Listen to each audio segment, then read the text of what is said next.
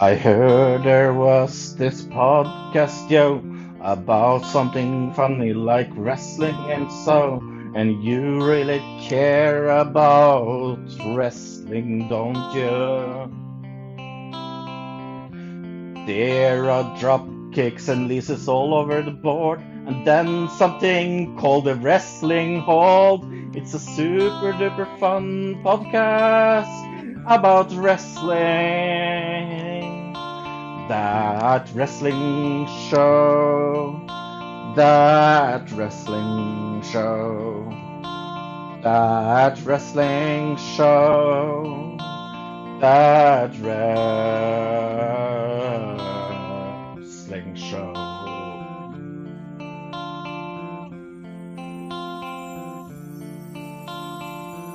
Well, Fro and Bill and maybe a guest or two is here to hold your hand and guide you through a podcast about wrestling. We have a lot of extreme fun, and that's without the gun, because I needed something to rhyme fun with. That wrestling show, that wrestling show, that wrestling show, that wrestling show.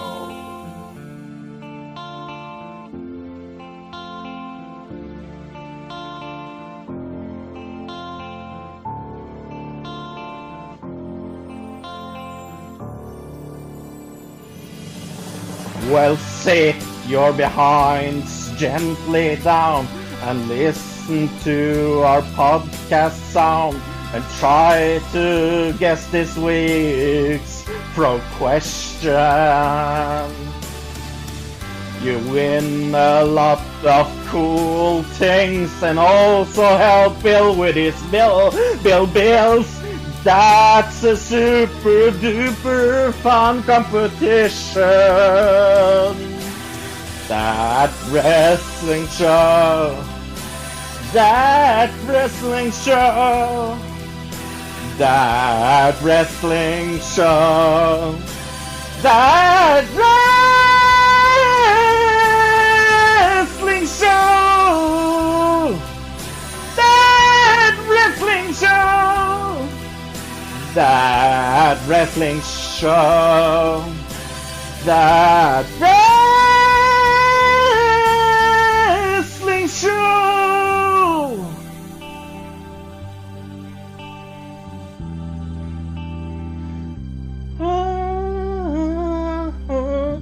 That wrestling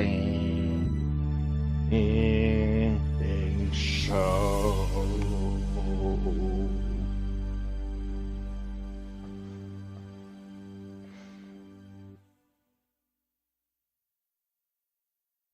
With Peter Cottontail coming down the bunny trail, and just in time for National Karaoke Week, it's That Wrestling Show, the only podcast where all pro wrestling matters. Hello everyone, I am Bill, joined as always by the masked singer himself, Fro. It's a special line. Very good. Mm-hmm. So, this week on the show, we're going to mainly talk about the Superstar Shakeup and talk about everyone that got moved to Raw or SmackDown, what we like about it, what we don't like about it, and that's really about it, because that's pretty much the big news of the week, because there's really not much in the way of news to discuss, but I figured maybe we could bring up a couple of different topics here and there to discuss before we talk about this quote-unquote Superstar Shakeup, even though you know, we refer to it as a draft, but Vince is like, no, it's got to be a Superstar Shakeup. Did you watch at all this week the latest episode of Dark Side of the Ring? I did not. Oh. Oh, it was good? It was so much better than the first one. Oh my gosh. Mm. So, to go into it, this was about the Montreal Screwjob. And they had Bret Hart on it, which is a big plus, that, you know, because, well, he is the one that got screwed. But you had you had a lot of people that were in it that actually were involved or, you know, within the area of being involved. And it was just really good. I enjoyed the heck out of this one. I got a chance to watch it today. I think the key part to this, when everyone watches this, if you have not watched it, is they do an entire segment on who came up with the idea of the Screwjob. Mm. So they had Jim Cornette and Vince Russo on, and if you've been living under a rock, they do not like each other one bit. So they talk about this meeting that they had with Vince at his home. And, you know, they were trying to come up with different ideas of how to do, you know, how's this match going to end for Survivor Series. So, what, you know, because, you know, there's always going to be two different versions. So Jim Cornette, you know, basically tells Vince, I mean, what are we going to, you know, what are we going to do? You know, what idea do you have? And Vince is like, you got any ideas? So Jim talks about, and this part I'd never heard of. Actually, the story I'd never heard of. There was a match. If I do my math right, it's close to 80 years ago. With Ed Strangler Lewis, who, for those of you that aren't aware, was a famous wrestler in the first half of the 20th century. He would later be the manager of Lou Thesz. And he was the world heavyweight champion. And he had basically a death grip on the world heavyweight title. So he was going to go to Montreal. How ironic this is, to where we go. And he was going to face a wrestler by the name of Henri de Glade, which you could tell is French. So they had this idea of how we're going to get the title off of him.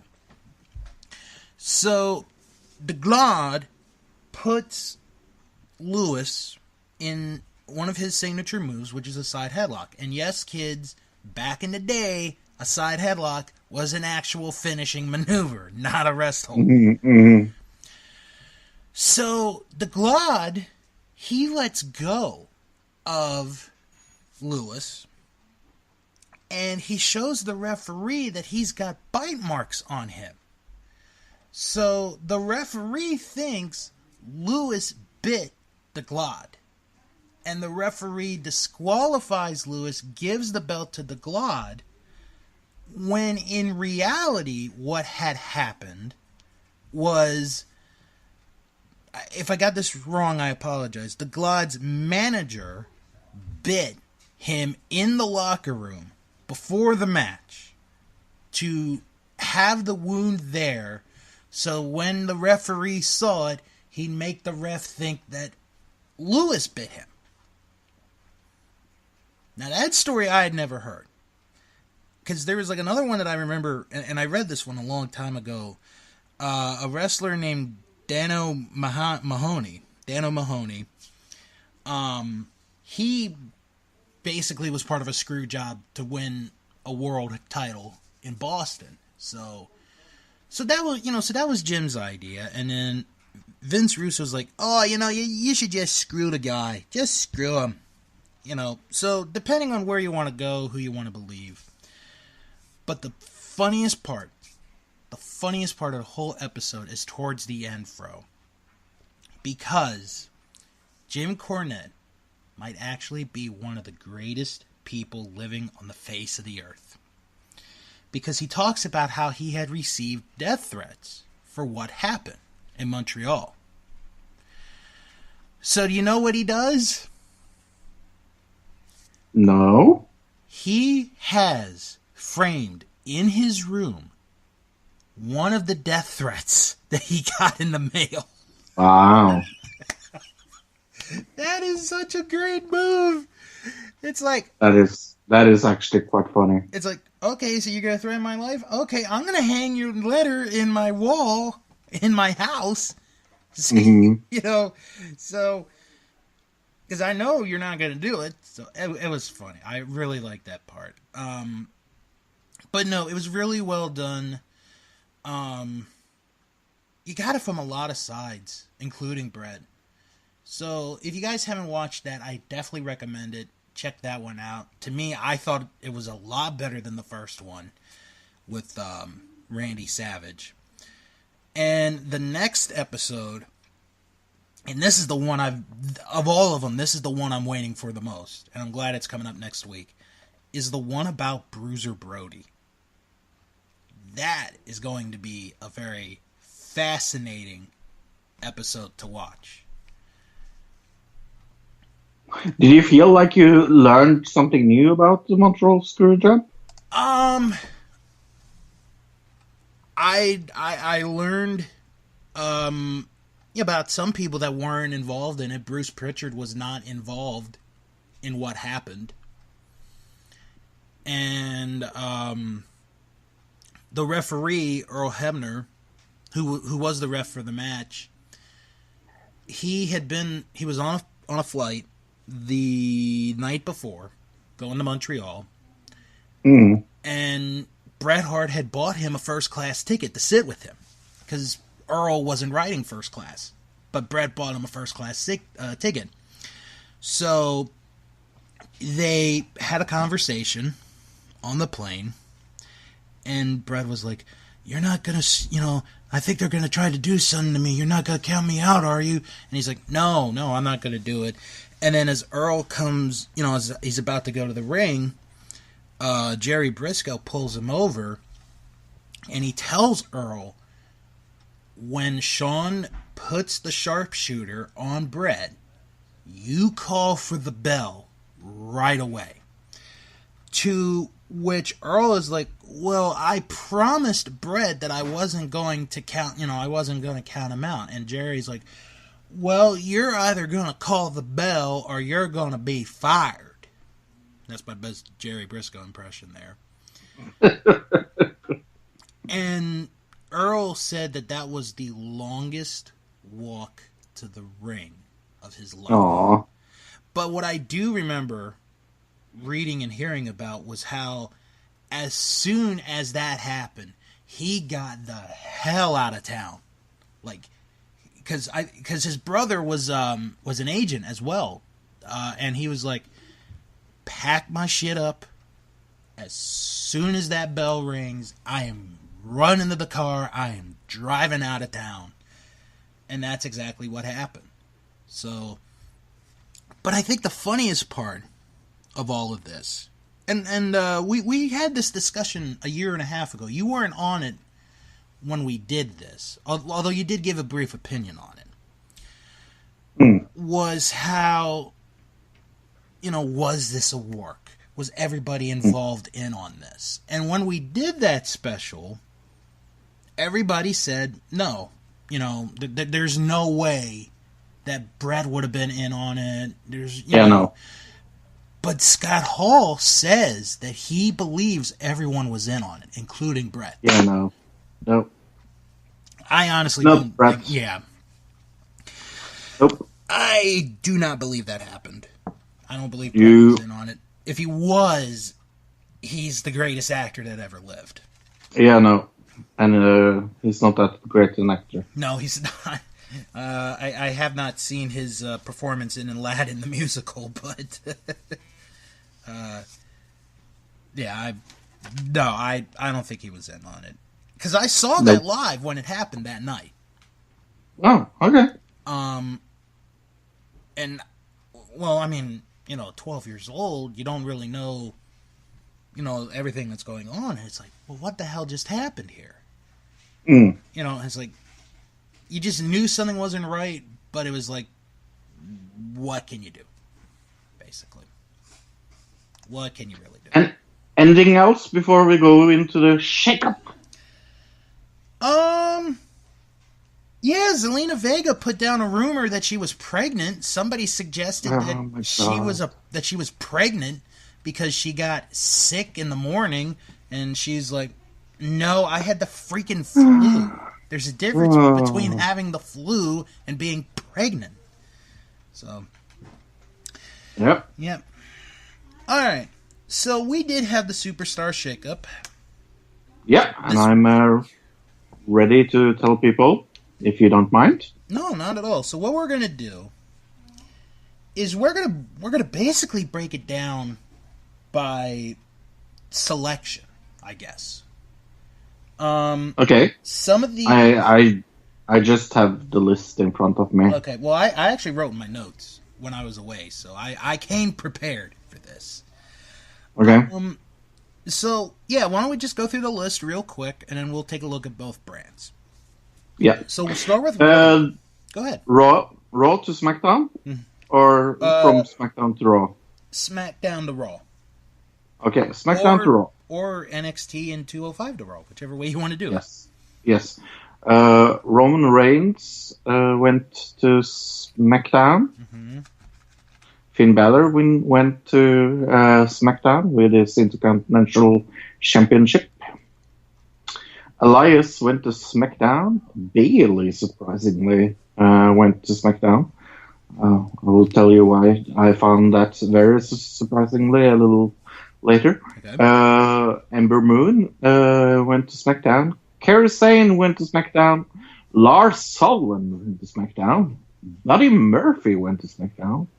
Liv Morgan went to SmackDown. Chad Gable went to SmackDown. Apollo Crews went to SmackDown. Mickey James went to SmackDown. And Otis and Tucker went to SmackDown from Raw. Right. Or whatever. Yeah. And the people that went to Raw are The Miz, Viking Experience, which we'll get into a little later.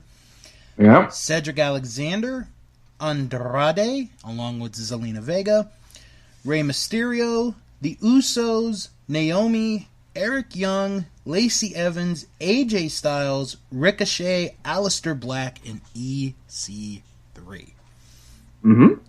First thing that I noticed right away, Fro, from both lists, and I was actually a little bit surprised about this, NXT did not get affected much on this. No. Not at all, almost. Because the only ones that went were Viking Experience and Kairi Sane. Those were the only ones.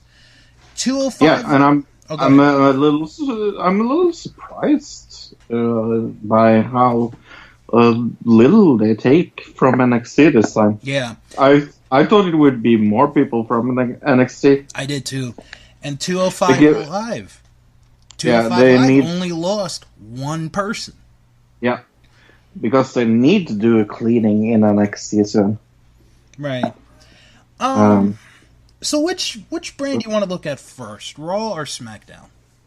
Well, I think we should start with SmackDown because I feel, strangely enough, that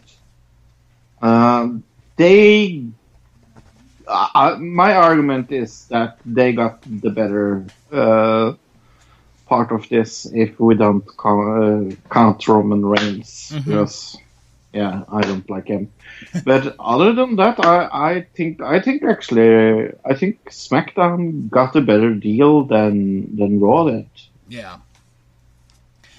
I think as far as the women's division goes, SmackDown clearly won. I mean, I don't know. You probably didn't see the segment that aired or that took place. No. But it was done so well. It was one of the better TV segments I've seen in a long time. Because but I don't really understand. My biggest problem is Bailey, and why she's going to SmackDown, because it feels like moving her away from the tag team championship is the wrong thing to do. Well, I mean, we talked about it a little bit last week, but there's been, rumors and stuff about Sasha Banks and Bayley, and especially the protest allegedly that happened after WrestleMania. But Sasha Banks right now is on a sabbatical, and I mean, to be honest, what else is there for Bayley to do on Raw? But it almost feels like they're punishing her because her partner is a diva.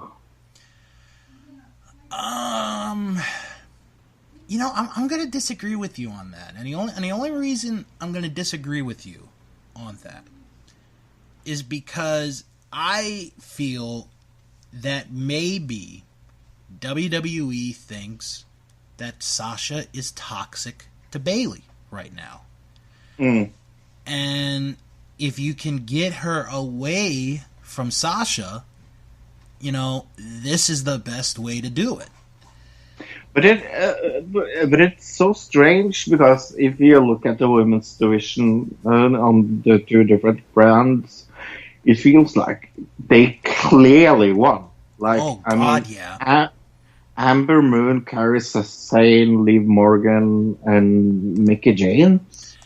Like, some of them are some of my fucking favorite people, and putting Kairi Sane, especially putting Kairi on SmackDown was very, very, very smart. Let me tell you the SmackDown's women division right now. Asuka, Bayley, Becky, Billie Kay, Carmella, Charlotte, Ember Moon, Kairi Sane, Lana, Liv Morgan, Mandy Rose, Mickie James, Peyton Royce, Sonya Deville. That's quite a roster right there for the women's division. No, it's a very, very good women's division, and I'm a little surprised that's like I said, because if you look on what Raw got, I mean, Naomi, who the fuck is going to miss Naomi? Absolutely nobody. Selena Vega doesn't really wrestle. But when she does, she can be a good wrestler. Well, but she doesn't really wrestle. Right. Okay, well, and then she gets, they get Lacey Evans. I am a big Lacey Evans fan. I thought, real quick, before we get to the Raw Women's Division, I thought Lacey actually cut a really good promo. You could tell that she worked on it. She was working on it. She improved.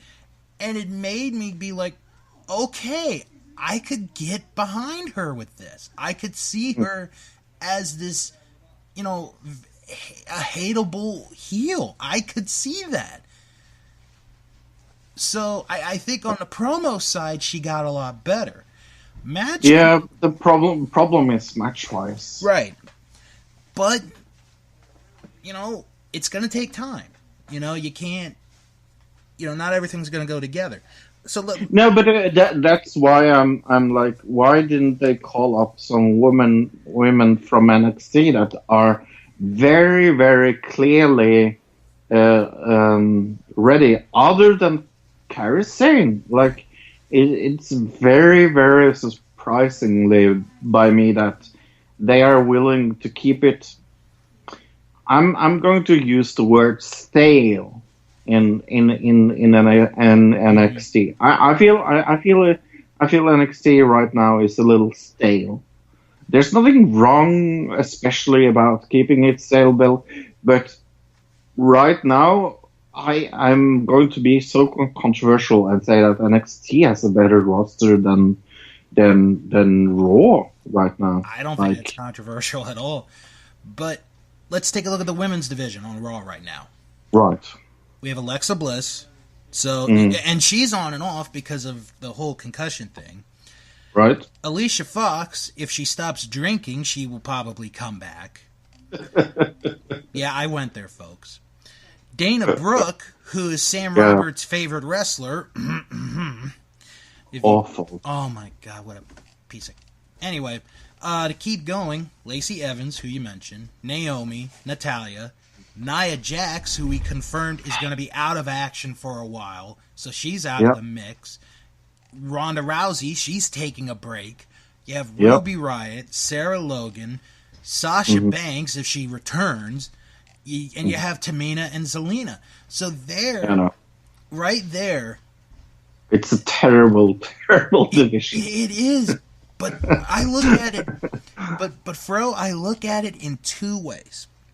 The first way is you got some people that are right now either injured or dealing with personal situations that just need to get themselves better. That's number one.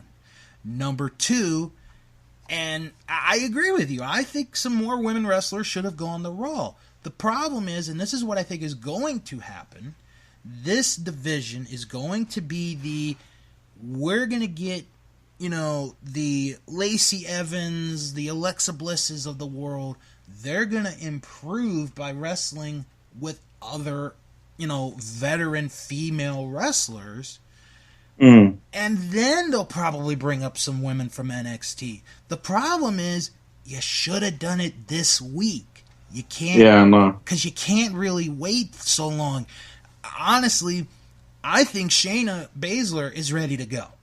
She's ready to go, I believe. Yep. Oh, yeah.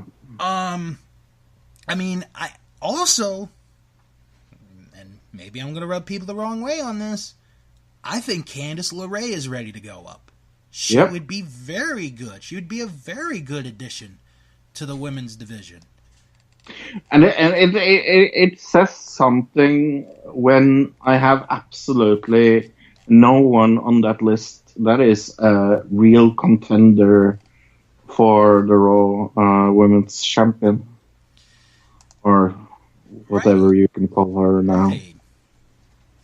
But at the end of the day, SmackDown's got the better women's division. And as we're going to talk about in a little bit, I think Raw's got the better tag team division.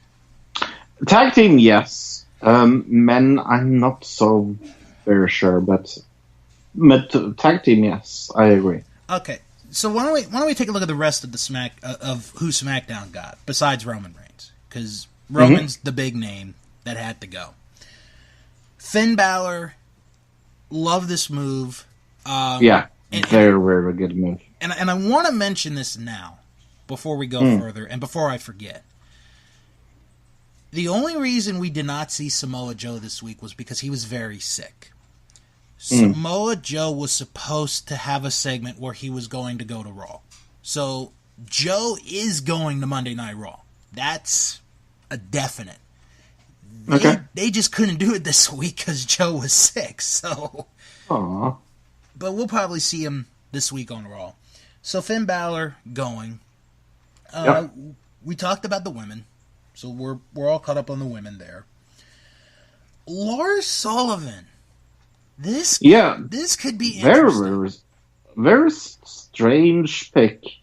I feel like they don't really have a strong person on SmackDown. Is Rusev on Rusev's SmackDown? Still there. Right? Yeah, Rusev's still there.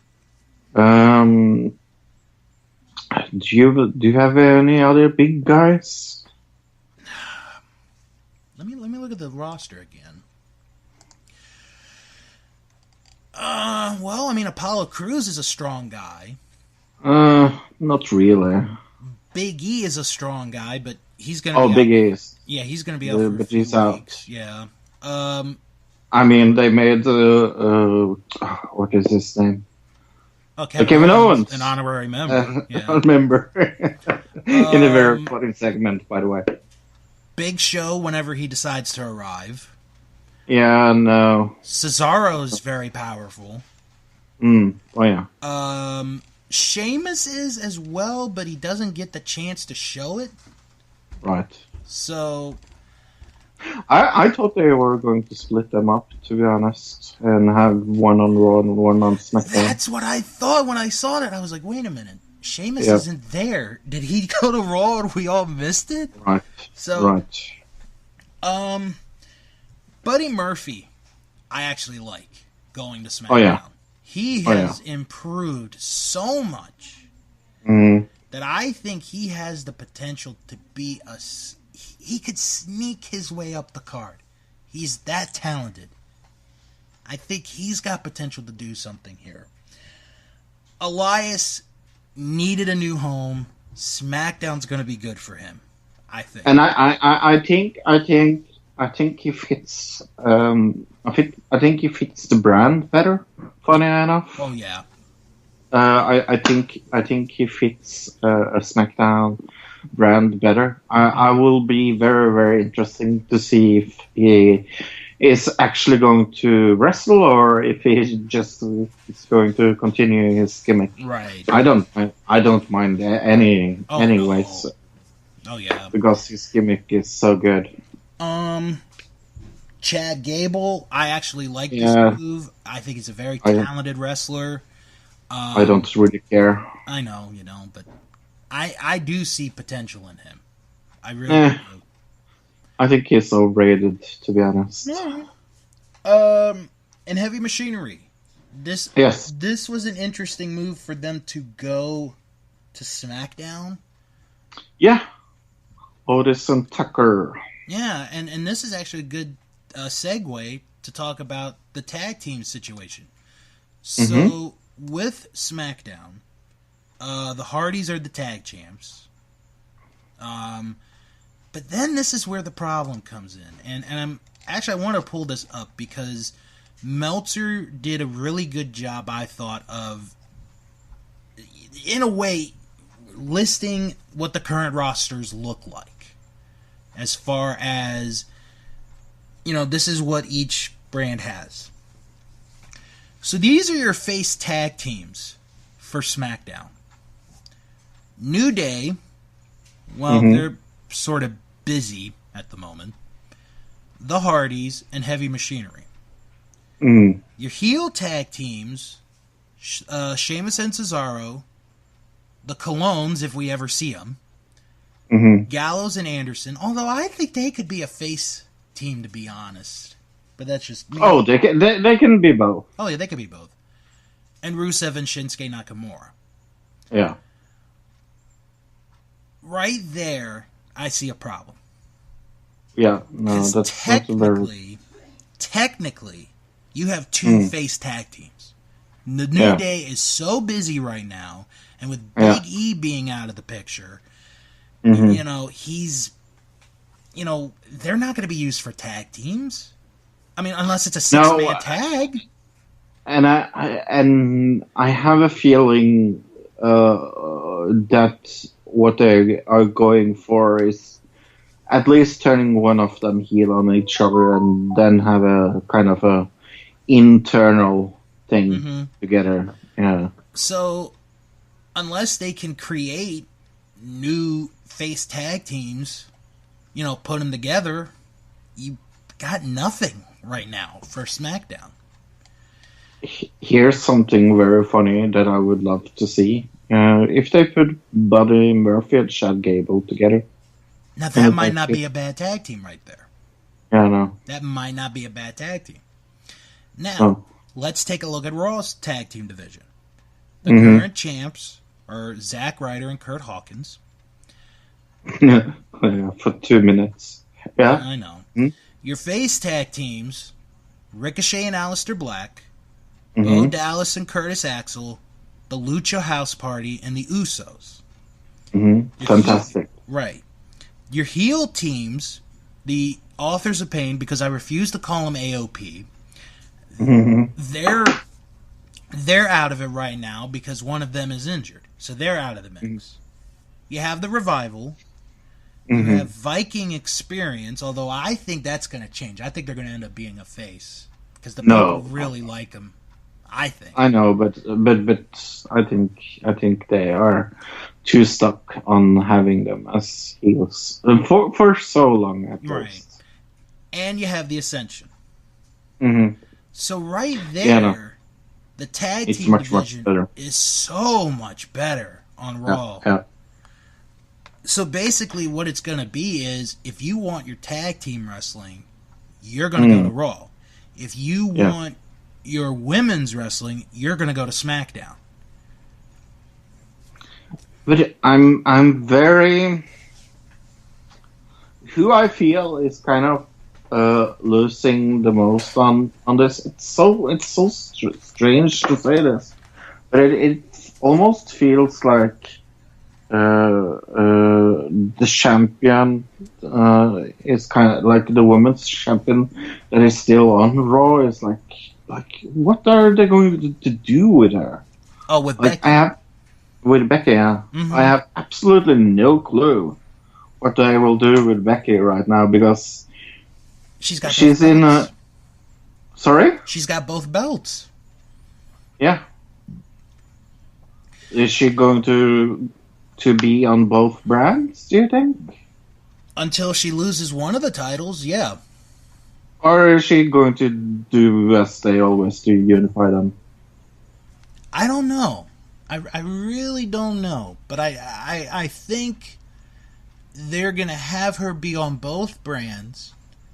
And then when she loses one of them, she's going to stay on the other brand, and she's going to stay on that other brand until she loses that title. And then, if they want to make it interesting, have her decide, okay, do I want to be on Raw or do I want to be on SmackDown? Yeah, because I hope they don't burn her candles. Mm-hmm. That's what I'm a little afraid of. Right.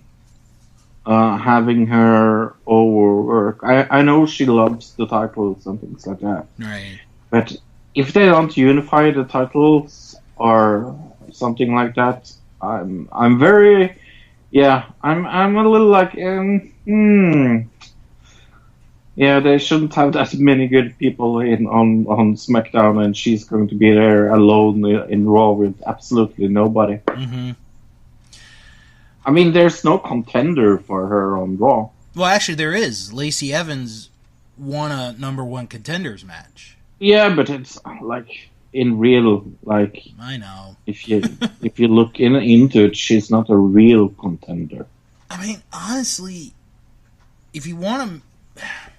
See, that's the thing. If you want to look at it in a perspective, an actual perspective, I'd say of the heels, your best bet as a number one contender is Alexa Bliss, but she splits her time between the talk show and the match, Yep. and we're not really sure health-wise if she's at a full 100%. Right. But if you want to look from a face perspective, I'd say Naomi and Natalya are your top contenders. Because Dana's not ready yet. Because she's been getting a lot of airtime as of late. She's not there yet. She will be there, but she's just not there yet. And then and if you look into it, I mean, Naomi is not that fucking good, to be honest. And then you look at the heels. Well, we already talked about Alicia Fox going to AA. I mean, she probably won't, but Nia's in. I think she's pissed off. I think she's that pissed off. Who, Alicia? Yeah. And then Tamina. I mean, what can you do with Tamina? No, I mean, I'm not being disrespectful to her, but what can you do with her? Yeah, no. And then the only way you get Zelina Vega into the mix is if you have her do some story where she's like, you know what? I'm ready to be a wrestler now. And you get this whole series of her training to be a wrestler, but that wouldn't really work because she was in the Royal Rumble this year and the Women's Battle Royal. So the Women's Battle Royal as well. Lacey's the only one they got right now. Yeah.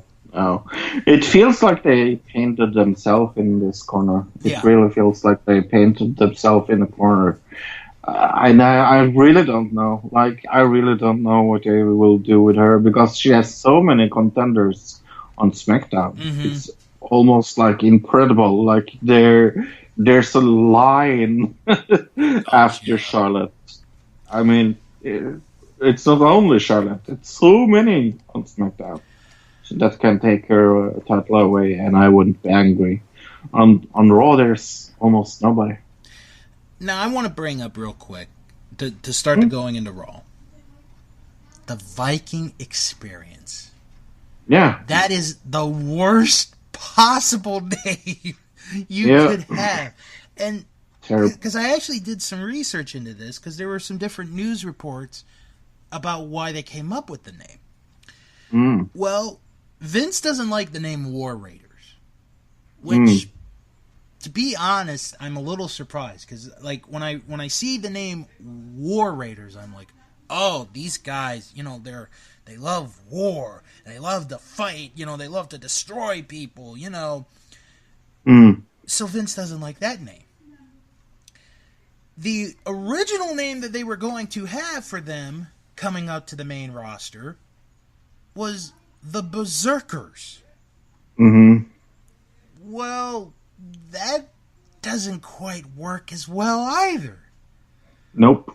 So you mean to tell me, again, you're WWE creative, and I'll give them a little bit of, I'll give them like an inch or two of a break. They didn't have a lot of time to come up with a name, but Viking Experience is the best name you could come up with. It sounds like a ride on Disney. Oh my god! So it so sounds like a ride, like in a Norwegian amusement park. Hey, kids, do you want to go on the Viking Experience? Yeah! That sounds like something for How to Train Your Dragons at Universal. Come for the Viking Experience. You know what? No, it's a shit, man. I tell you what we're going to do to have fun with this. And we're going to let our listeners and our Facebook group in on this. Just for fun. I want you guys... What would you call them? Yeah. Yeah, what would you give them? You have to come up with your own name. Your own name of the tag team. So you can't use War Machine, you can't use War Raiders, you can't use Viking Experience. Come up with... Or Berserkers. You can't use any of those. Come up with a better name for these guys. Now, I like... Bearded guys. Okay, there's one. But... Now, I don't mind them changing their name to Eric and Igor. I don't mind that. No, that's a good one. Yeah, but to make them the Viking Experience. You know what that sounds like, Fro? It sounds like...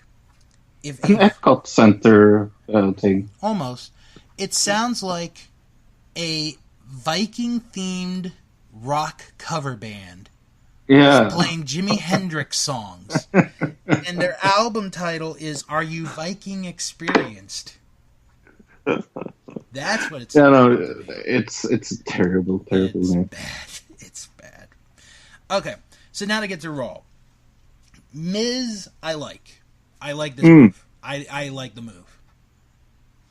Because you get him away from SmackDown. And he's been there for a long time. Mm-hmm. Yeah, give him fresh competition. You know? Yeah. Cedric Alexander, I have mixed feelings on. I'm happy that he's able to be on the main roster. My concern is he's not going to get used. And if he does get used, he's going to get beat. And I don't want that to happen. I'm thinking of, like, who such a small guy could go against. I don't know how that's going to work. I like him, but I don't know how it's going to work. I love the move of Andrade. I really do. Yeah, Andrade will be very, very good at Raw. And the match he had on Monday with Finn was really good. So I could see him being in main events on Raw for many weeks at times. I could see him being a top contender. I really could. Rey Mysterio, I think, is just moved because he's a veteran, and, you know, they do need another guy there to be a name. So I think he's going to be okay, but I don't know how much he's going to get used. We already talked about the Usos. We already talked about Naomi. Eric Young is an interesting case here. Because he had the group Sanity, and then he gets drafted to Raw, and it's like, well, Sanity's done, they're broken up, so he's on his own now. And Alexander Wolf put a tweet out, and it looked like at first like he was going to leave WWE.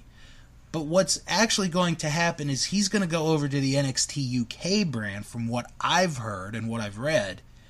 So he'll probably be there, which will probably be good for him. Killian Dane is the wild card, though, because he's so talented. And for his size, what are they going to do with him? That's going to be the big question there. AJ Styles, I love that move. Oh, I love that move. He's done so much on SmackDown. It's like, what else can you do? So no, I totally agree with that. And then what you do is you position a situation down the line, not right away, but down the line, where he and Seth are going to face each other. And I have this feeling, Fro. I'm going to say it now. And if I'm right, we're going to come back to this episode for the proof. I think AJ Styles is going to face Seth for the Universal title at SummerSlam. Oh, yeah. I can see that. I see that happening. Oh, yeah. Why not? If not, then he'll probably face somebody else for the Universal title. But I see those two at SummerSlam for the Universal title. Ricochet and Aleister Black, they're a great tag team. But my thing is, and I think we discussed this last week, when the time comes for them to go their own way, is it going to be they're going to feud with each other, or are they just going to be like, you know what, we've done everything we can, we're going to go our own way? That's the way I would do it. That's the way I hope they do it.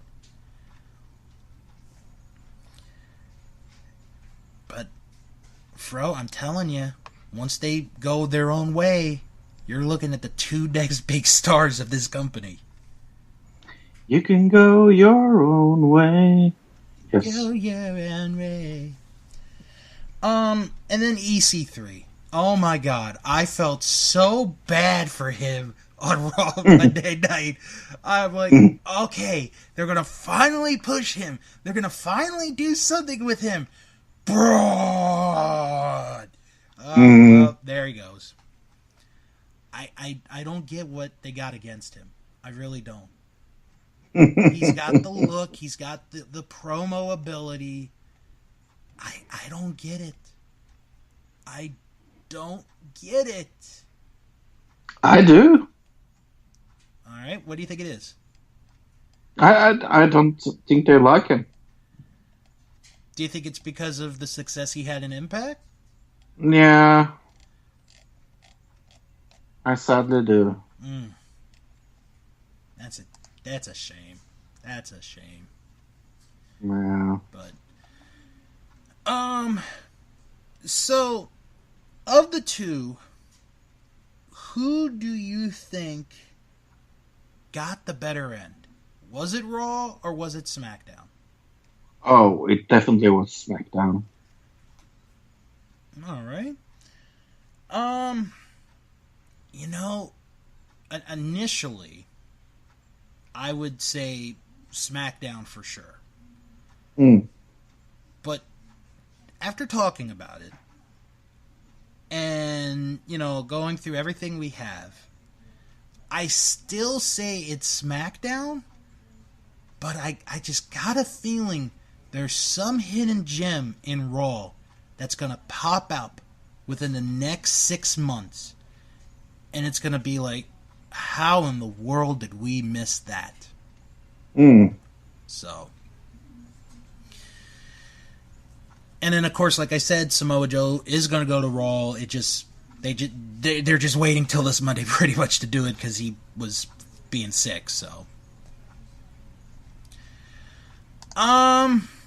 You know what? Why don't we, because we have a little bit of time. I'm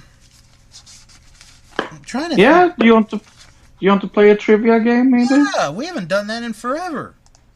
Yeah. Okay, let's find. What WrestleMania do you hate the most? Wow. What's your least favorite WrestleMania? See, that's a better way to go for it, because hate is such a strong word. Yeah, okay. What's your least favorite WrestleMania then? I'd have to say 11.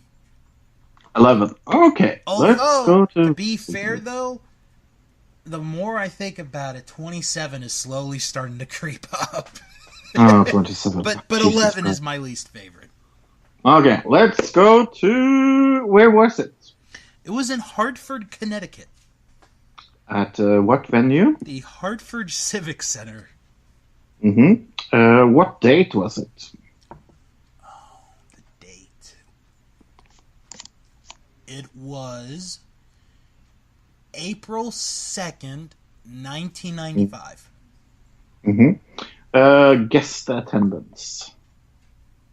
I will give you plus minus 1,000. Okay, so I got to be within 1,000? Yeah, within 1,000. Within 1,000, okay. I'm going to guess... Now, you don't want an exact number. No. I'm going to say 13,500. Ooh, 16,305. No! There were 16,000 people for that? Wow. Yeah, what was the event after that WrestleMania? Oh, the next pay-per-view? That would be the first in your house. That is correct. So let's go to, let's see. Okay, who was on the commentator table for Spanish? Ooh, okay. Ooh, good one. I know one of them is Carlos Cabrera. Yes. That dude's been there forever. He has. See, my problem is... Would Hugo Savinovich been there at this time? That's my only thing. I'm gonna say that he was. He was. Yes. He was the 4 interviewers on the show. The interviewers were Todd Pettingill, Jim Ross. Yep. For some reason, Nicholas Turturro from NYPD Blue. Yep. And Stephanie Weir? No, Gorilla Monsoon. Really? Yeah. Oh, okay. Who was the ring announcers? Okay. It would be Howard Finkel. Yes. And Nicholas Turturro again. Yes. For some reason. It could be Turturro Mania. Turturro Mania. Okay, who was the referees? Okay. If you get all 5, I will be impressed. Okay, there's at least 2 I know right off the bat. Earl Hebner. Yep. And Pat Patterson. Pat wasn't there. Yes, he was. He was the ref for the main event. He's not on my list. Huh. Okay, alright, so I'll exclude him.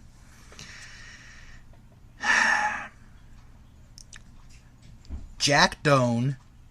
Mm-hmm. Oh, Roddy Piper was a referee.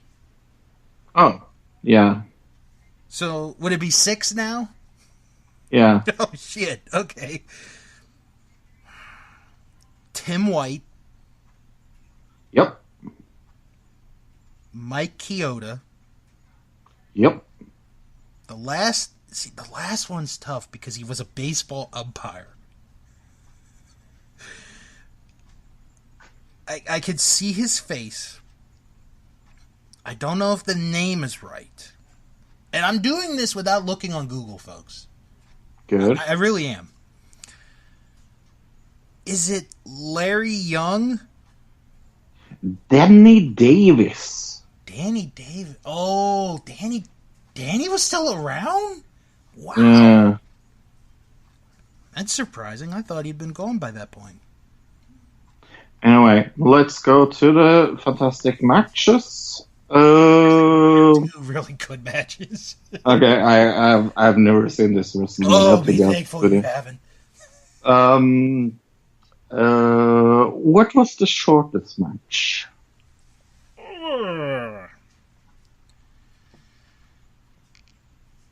I'm gonna guess Undertaker and King Kong Bundy. That was 6 minutes and 36 seconds. Okay. There's a match that is 2 seconds shorter. Oh. It's the Allied Powers Versus against Blues. Yeah. By 2 seconds. By 2 seconds, you lost on that. All right, you know what? I'll take that. Okay, who was the longest then? Shawn and Diesel. Yeah. What celebrity did Diesel come out with? Pamela Anderson. Yeah. Because there was Fro. Okay. I gotta explain this story. And this is sort of spoiling a future episode of Eliminated. Right here. Okay.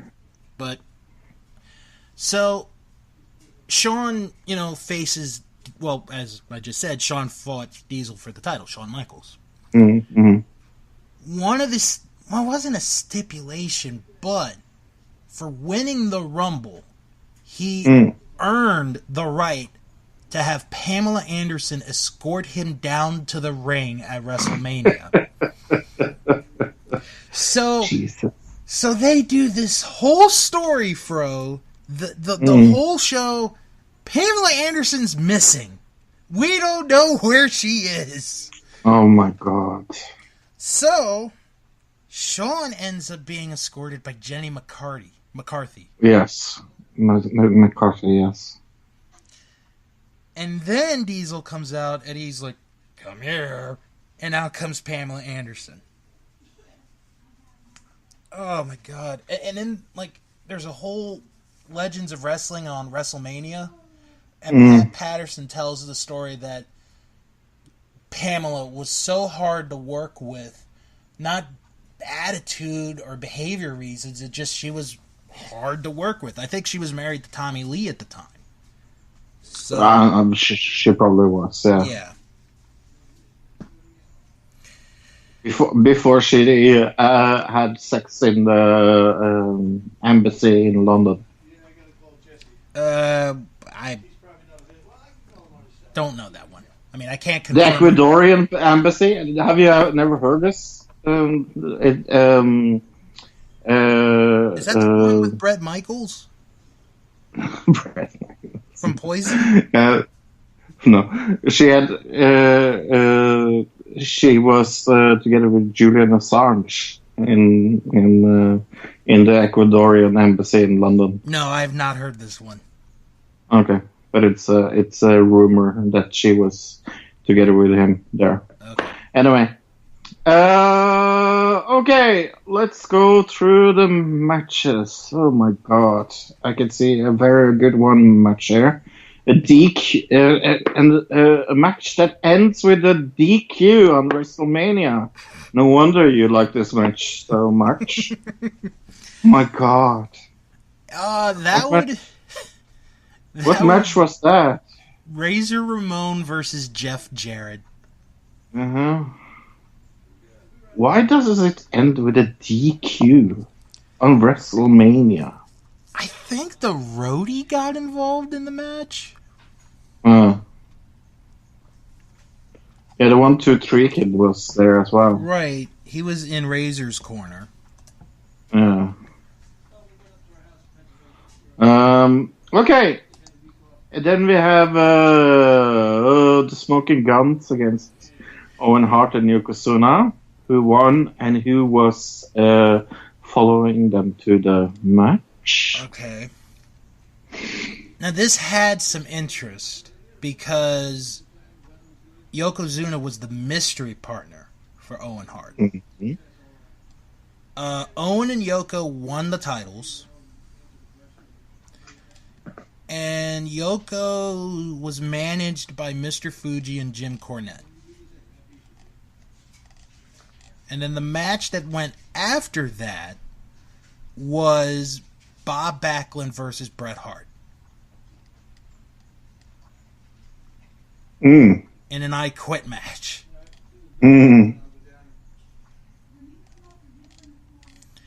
But do you remember who followed them down the ring? Who? Bret and Yoko? Or you mean Yoko Ozuna?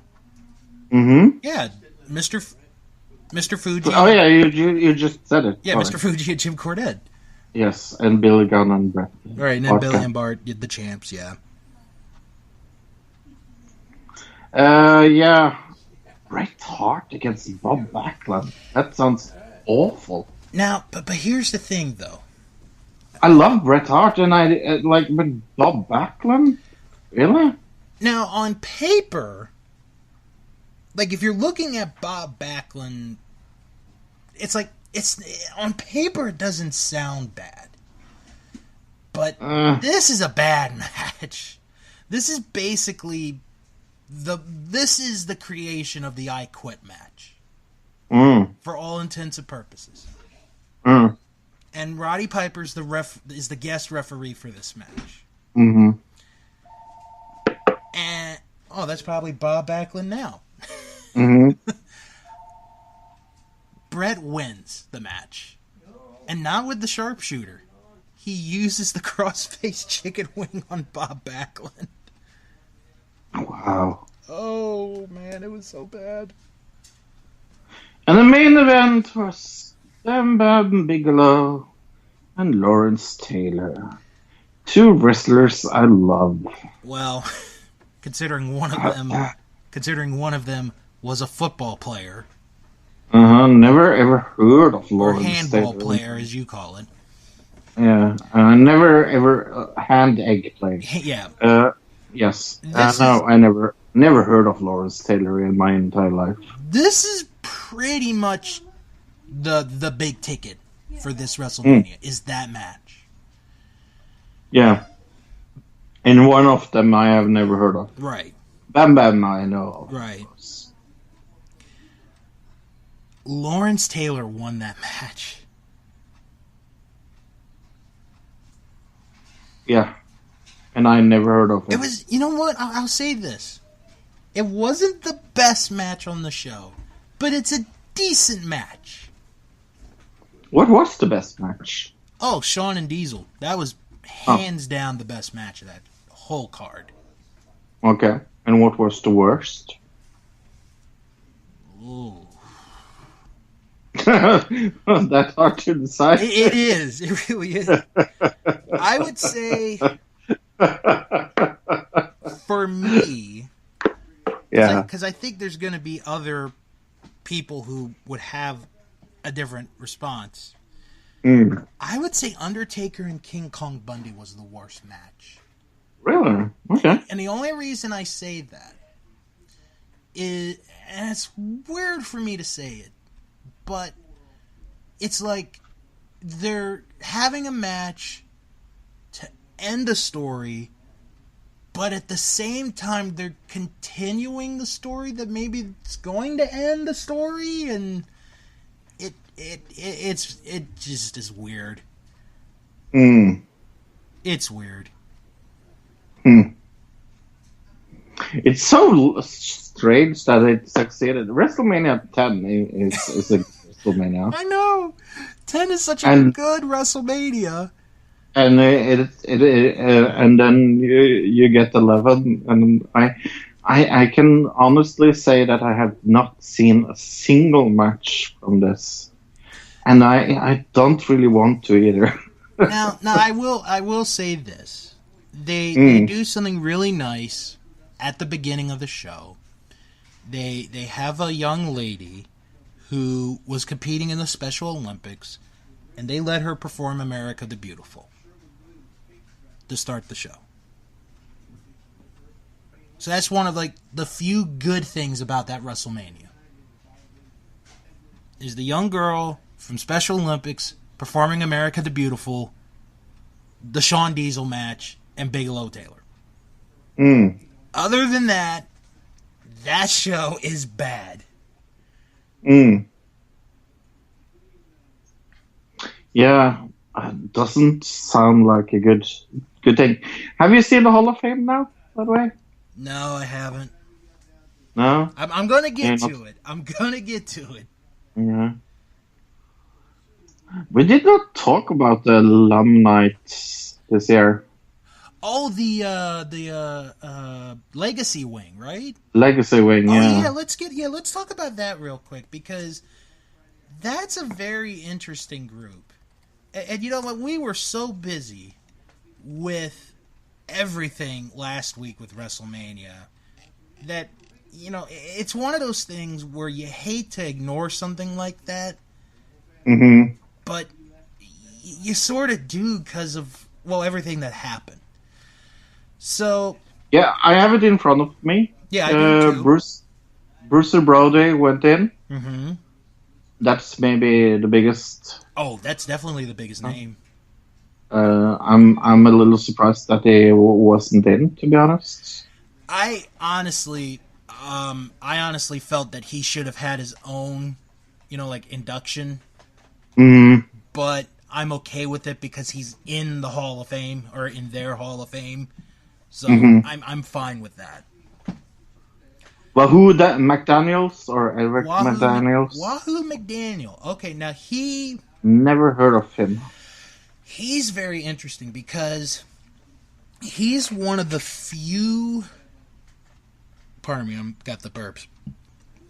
He's one of the few people who succeeded from handball or hand egg ball that you call it, or hand egg, yeah, or football.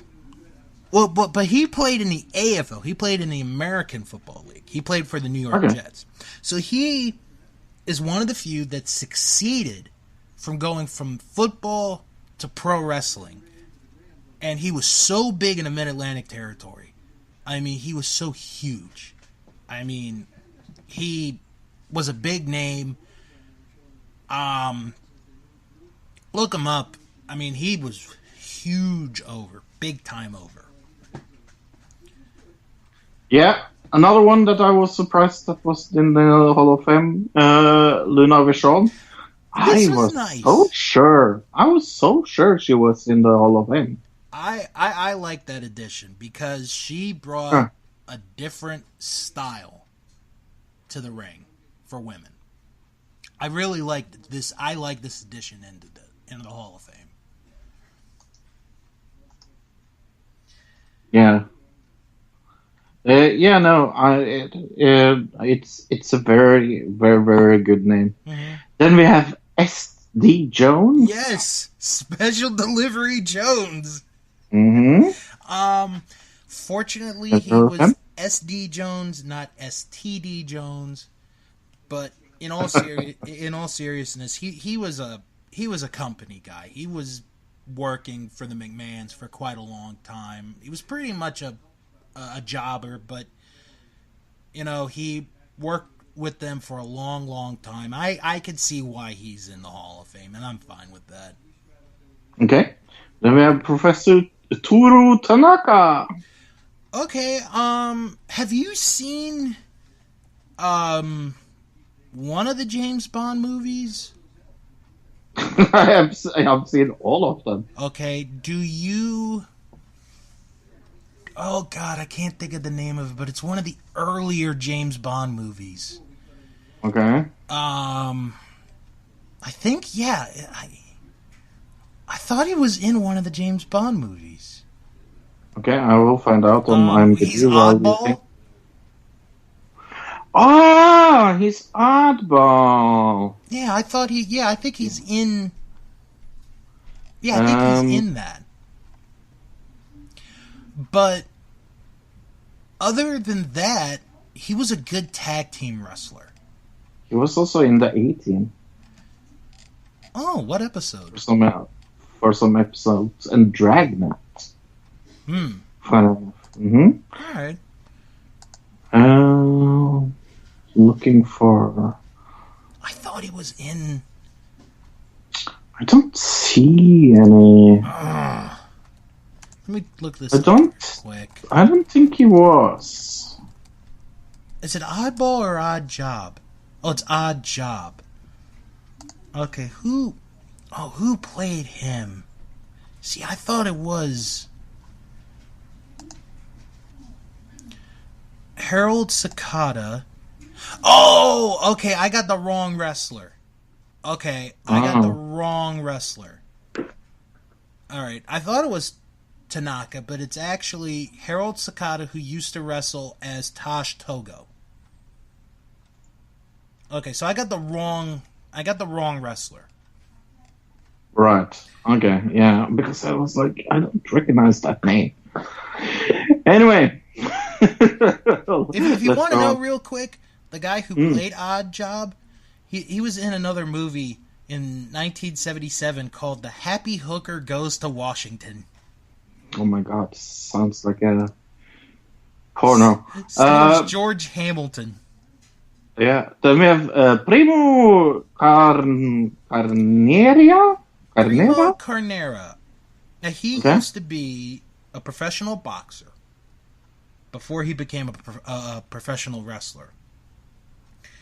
And he got to the point where he actually challenged for the heavyweight wrestling championship of the world during his career. But he obviously did not win the world championship. But I think he'd won like 140 plus boxing matches in a row. And then after his boxing career, he became a professional wrestler. And so yeah, I could see. Oh no, he won 120 straight wrestling matches. I'm sorry, he won 120 straight wrestling matches before losing his first match. Joseph Cohen. Okay. Now this is a weird one because they have him in the legacy wing, but at the same time, I understand he's also in the celebrity wing. Yeah, why? Makes no sense. But, okay, what he did, and he's important. Like, once I read his detail and understood what he did, it totally makes sense. He helped basically get the WWF on the Madison Square Garden channel. And have wrestling on every month. So, I totally understand why he's in. Totally understand. Then we have... I love this. Hishinama. Almost. Oh. It's Hisashi Shinma. Ah, Shinma. And he used to be the president of the World Wrestling Federation. Mm-hmm. But he also had this. He also worked with New Japan, and he would be able to book the talent from the U.S. to go to Japan. So he was able to get the American wrestlers to come to Japan, and he was able to get the Japanese wrestlers to come to America. Cool. So he's a big part of the success of the company. Then someone I have heard of again, Buddy Rose. Oh, Playboy Buddy Rose. Yeah. That's an interesting career, because he's in a... It's like... he's a heel. He was a heel. Very good heel. In the 80s, at one point, he challenges Bob Backlund for the WWF title. And he was on a very good tag team in the AWA with Doug Summers. When he comes back to WWF, he gained a lot of weight. And they end up doing this joke gimmick where he has like a diet plan. And all, like, you have to see the video, Fro. It like, looking at it today, it's very cheesy, but it's funny in a cheesy way. Where all you have to do to blow the fat off is just put some powder on your stomach and run a fan, and that's how you lose all the weight. But his other gimmick was when the ring announcer would announce his weight, it'd be like, "No, I don't weigh 315 pounds. I'm 215. Look at the scale." And it's like, he weighs in at 215 pounds. But no, back in the 80s, he was a very big-time heel. Not as big as, like, say, an Iron Sheik or a Randy Savage, but he was a big heel, both figuratively and literally. Yes. Then we have Jim Barnett. He is a very famous promoter. He actually ran different territories. He had a territory in Australia, and then he had a territory in Georgia, where eventually the Crockett's would take over, and it would later become WCW. And he also helped with the WWF. He helped them get the national expansion, and he was very, very influential there.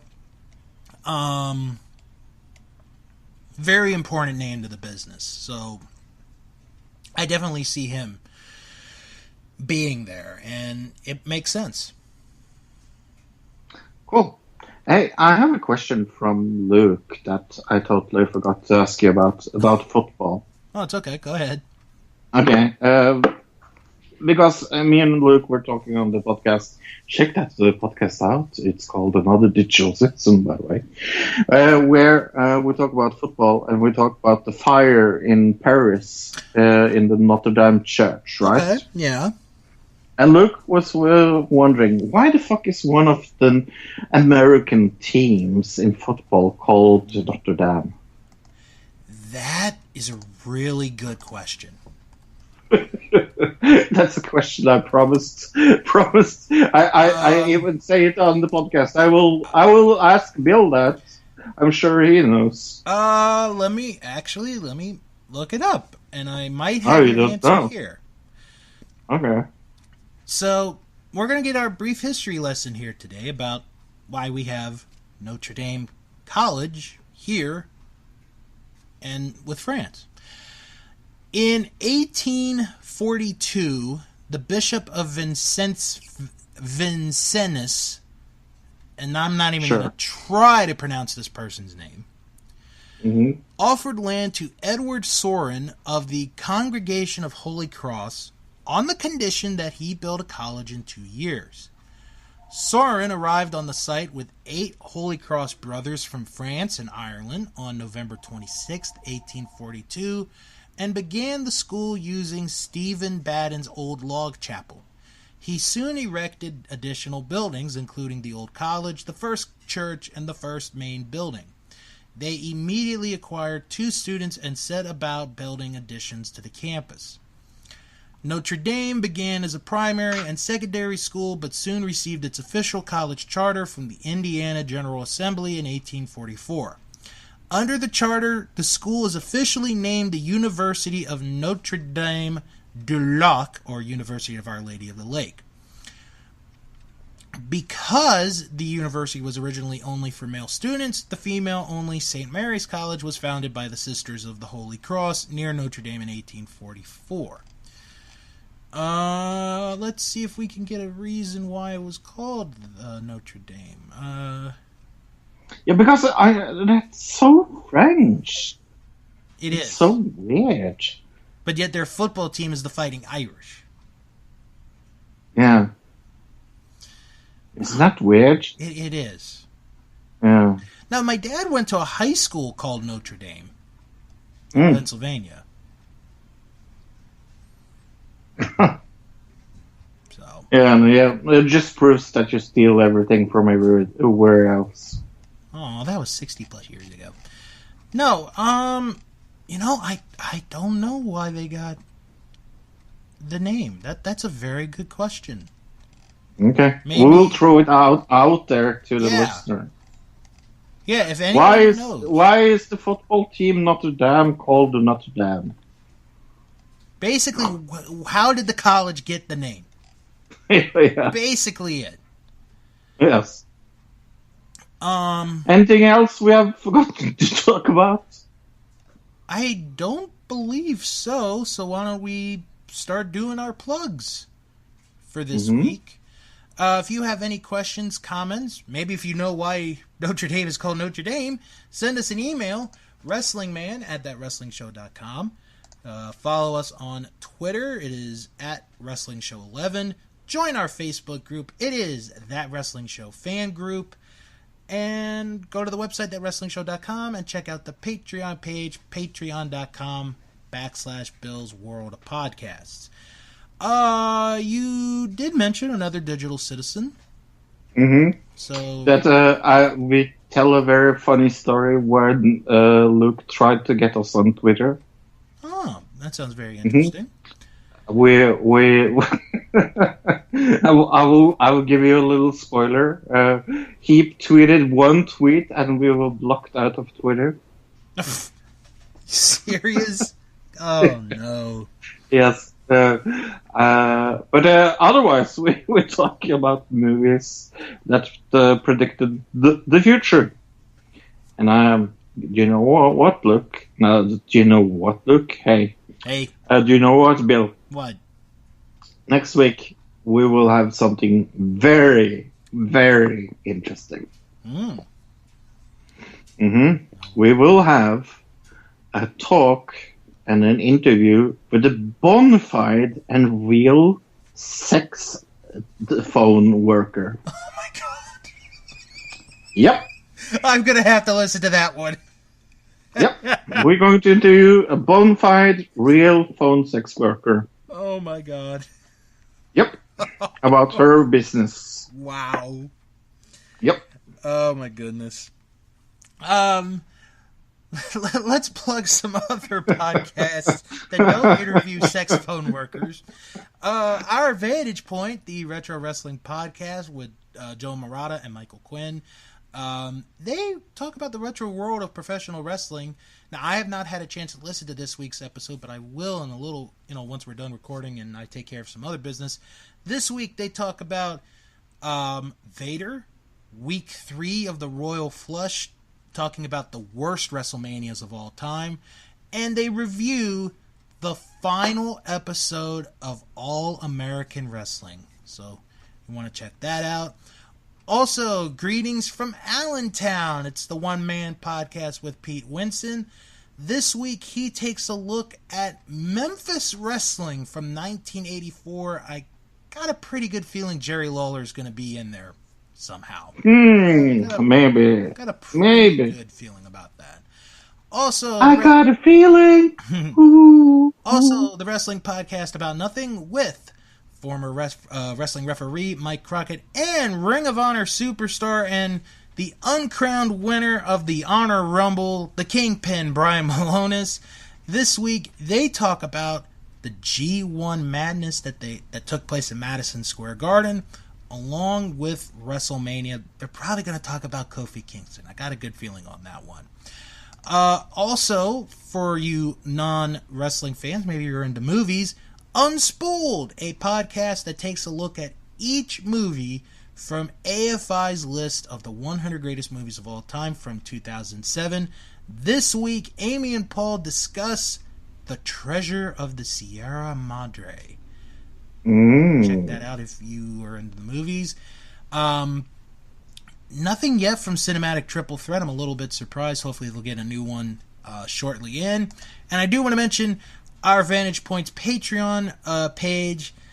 If you sign up right now, they review WrestleMania 2. I have not heard this one yet either, but I'm going to check this one out. WrestleMania 2, it's on my list of my least favorite WrestleManias, but it does have one saving grace. An awesome tag team title match. So check those podcasts out.